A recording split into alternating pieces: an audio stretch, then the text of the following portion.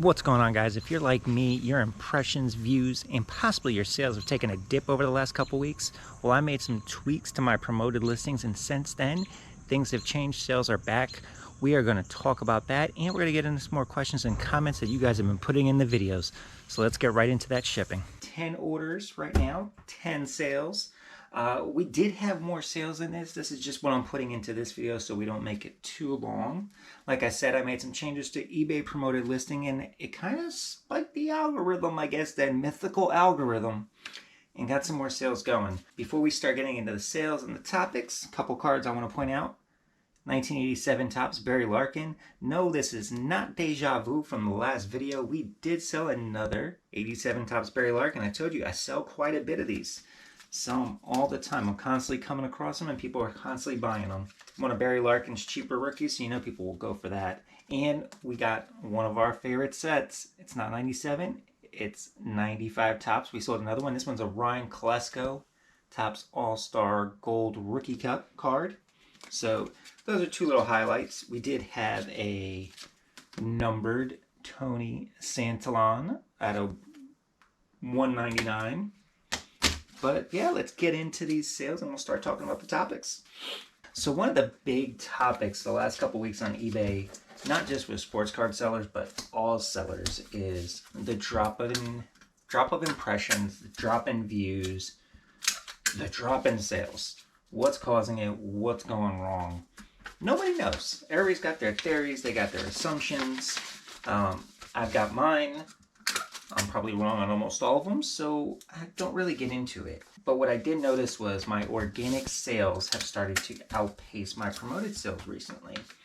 My organic impressions were almost even with my promoted impressions, no matter what I was promoting. And it was kind of odd to me because I've never had that before. It's always been like a 20-80 split when it comes to impressions.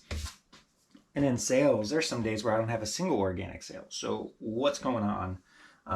Talking with a lot of other resellers, I saw that some were able to get things back going by making some changes in their promoted listings. What I did was I took some advice and looked at the quality listings report that you can find in eBay Seller Hub. And when I was looking at this report, it just doesn't tell you traffic and where you rank. It also shows you what your competitors are doing. On there, you can see what your competitors are promoting at. And I'll tell you what I found. My competitors' average promoted rate is about 7%. Now, guys, if you go to dynamic rate, we all see how crazy that is. It's suggesting 12, 13% on trading cards. So I started thinking and thought, if you're suggesting 12, 13, but people are promoting at 7, what's going on? Everybody's starting to do this dynamic, and if I'm using dynamic, I wasn't getting the sales at my cap rate, which was 13. I took off the cap, and then I started seeing some promoted listings at 17, 18, and it still really confused me because the listings quality report said the average promoted percentage was 7%.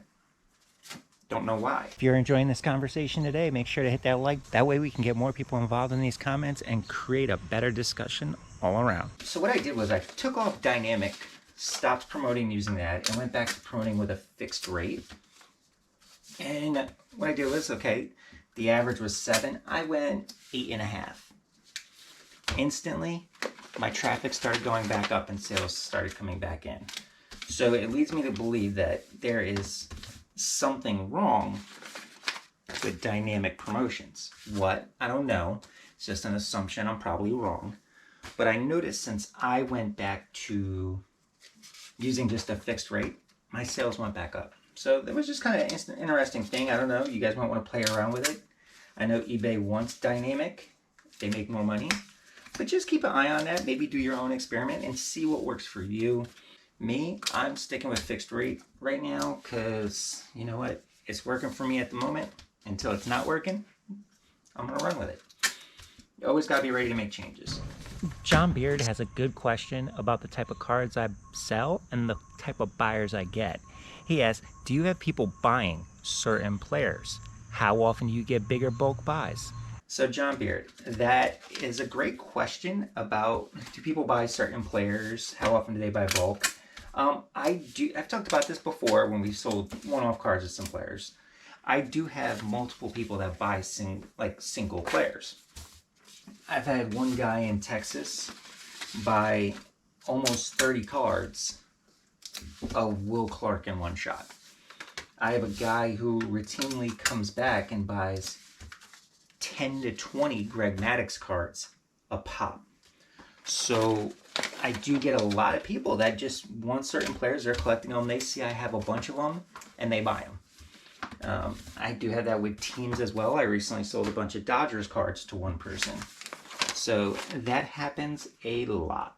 Now, bulk buys, the biggest buy I've had so far was, I believe, 52 cards. It was broken up into 2 orders, but it was one person over the course of a day bought a little over 50 cards. Now, those are the sales I like because the ROI becomes so much better. I offer a 25% discount if you buy 5 or more. But even with that, $50 cards, that's about, what, 60 bucks? All right. Yeah, I don't know. Do the math. I'll probably put it on screen. But even 25% off of that, you still got a healthy amount of money coming in for some cheap cards. And then when you look at it, instead of making 20 to 40 cents per card, you can be making anywhere from 70 cents to $1 per card when you get those really big bulk orders. And that's when doing this low-end sports card game becomes pretty profitable. Now, Gambit Investing, he brings up another good point on whether it's worth selling low-end sports cards. Another part of the big debate. One, do they sell, which we talked about yesterday. And two, he says that's a lot of work for a few hours of wage. And you know what? He's not wrong. And it's a good debate that's going on in the industry on low-end sports cards and if it's worth it. So let's talk about that one. Now, Gambit, you are correct. It does seem like a lot of work with the low-end game for a few hours of wage. But you're also right. If it's something just for fun, a hobby, something, helping out other collectors, it's worth it. For me, the pay seems low. It is.